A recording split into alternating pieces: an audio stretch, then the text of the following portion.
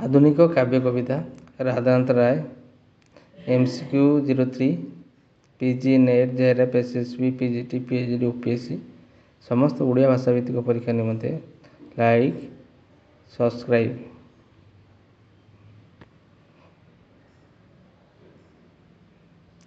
ରାଧାକାନ୍ତ ରାୟଙ୍କ ଦ୍ୱାରା ରଚିତ ଖଣ୍ଡକାବ୍ୟଟିର ନାମ କ'ଣ? ଚିଲିକା, ନନ୍ଦିକେଶ୍ୱରୀ, ଚନ୍ଦ୍ରଭାଗା, ଉଷା। ଉତ୍ତର ଏ ଚିଲିକା।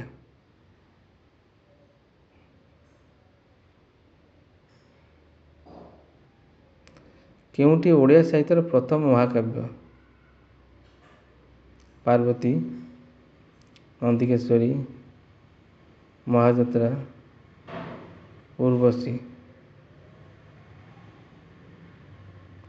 ଉତ୍ତର ସେ ମହାଯାତ୍ରା।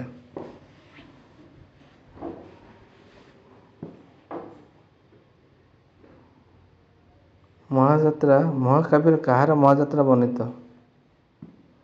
ପାଣ୍ଡବମାନଙ୍କର, କୁନ୍ତିଙ୍କର, କୌରବମାନଙ୍କର, ଗାନ୍ଧାରୀଙ୍କର। ଉତ୍ତର ଏ ପାଣ୍ଡବମାନଙ୍କର।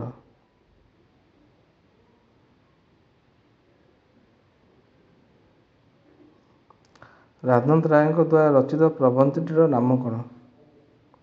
ଦରବାର, ମହାଯାତ୍ରା, ବିବେକୀ, ମେଘଦୂତ।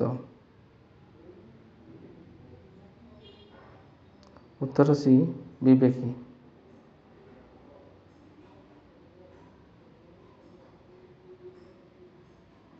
କବିବର ରାଧାକାନ୍ତ କେଉଁ ବୁଧହଂସ କେଳିଶ୍ୱର ବୋଲି କହିଛନ୍ତି?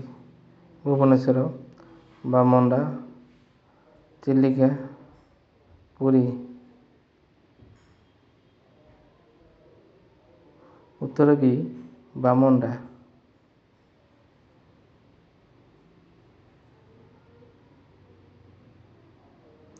ମହାଯାତ୍ରା ମହାକାବ୍ୟଟି କେଉଁ ଛନ୍ଦରେ ରଚିତ?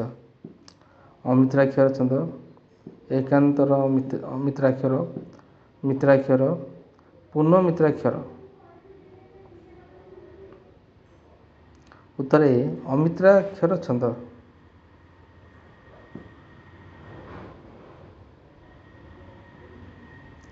କେଉଁ ଗ୍ରନ୍ଥରେ ପଠାଣି ସାମନ୍ତ ମହୋପାଧ୍ୟାୟ ଉପାଧିରେ ଭୂଷିତ ହେବା କଥା ହୋଇଛି?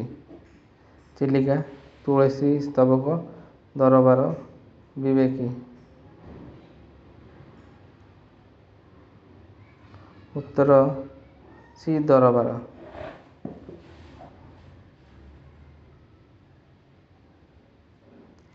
ବିବେକୀ ପ୍ରବନ୍ଧ କେଉଁ ପତ୍ରିକାରେ ପ୍ରକାଶିତ ହୋଇଥିଲା?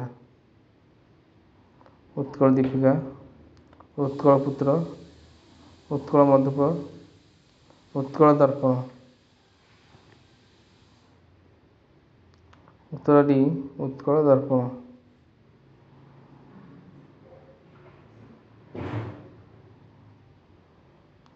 ରାଧାକାନ୍ତ ରାୟଙ୍କର କେଉଁ କାବ୍ୟଟି ମାଦଳାପାଞ୍ଜି ଅନୁସରଣରେ ରଚିତ? କେଦାରଗୌରୀ, ଚନ୍ଦ୍ରଭାଗା, ଦରବାର, ପାର୍ବତୀ।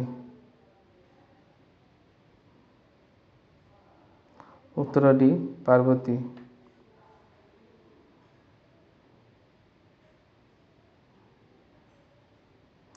କେଉଁ ପତ୍ରିକାଟି ରାଧାକାନ୍ତ ସାହିତ୍ୟର ସମର୍ଥକ? ବିଜୁଳି, ଇନ୍ଦ୍ରଧନୁ, ଶିକ୍ଷାବନ୍ଧୁ, ବୋଧଦାୟିନୀ। ଆନ୍ସର ଏ ବିଜୁଳି।